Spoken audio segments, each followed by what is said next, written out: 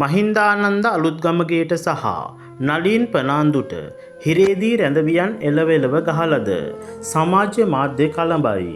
අතුගෑමේ සිට දරපැලීම දක්වා බරපතල දඬුවම්.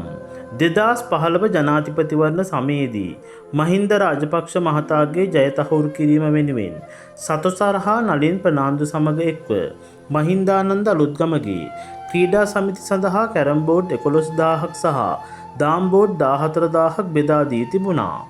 එම ගනුදෙනුවේදී රුපියල් මිලියන 53ක වංචාවක් වී ඇති බවට තහවුරු වීම නිසා ගරු අධිකරණය විසින් මහින්දානන්ද අලුත්ගමගේ මහතාට බරපතල වැඩ සහිත වසර 20ක සහ නලින් ප්‍රනාන්දුහට වසර 25ක හිරදඬුවමක් ලබා දුන්නා.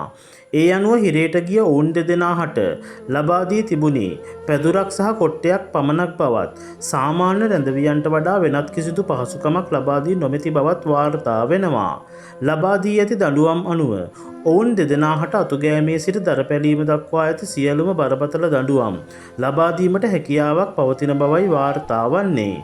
තවද මහින්දානන්ද අලුත්ගමගේ මහතාට රැඳවියන් විසින් ගුටි පූජාවක් ලබා දිය යුතු බවත් ඇතමුන් සමාජ මාධ්‍ය තුළ අදහස් පළ කර තිබුණා. ඉතින් බලයේ සිටින විට රජෙක් වගේ සිටි මහින්දානන්ද අලුත්ගමගේ ජලිත් නිදහස් වී පැමිණෙන විට ඔහුගේ වයස අවුරුදු 80ක් වන අතර ඒ වන විට ඔහු කෙසේ සිටීවිද? තවද හිටපු මැති ඇමතිවරුන් රාශියක්ද මෙලෙස අනාගතයේදී බන්ධනාගාර ගත වීමට නියමිත බවත් වාර්තා වෙනවා. ඉතින් මෙලෙස ඉදිරියේදී බන්ධනාගාරයට යාවි කියලා හිතන අය සහ මහින්දානන්ද අලුත්ගමගේ හට අත් වී ඇති ඉරණම ගැනත් ඔයාලට හිතන දේ කමෙන්ට් එකක් දාගෙන යන්න.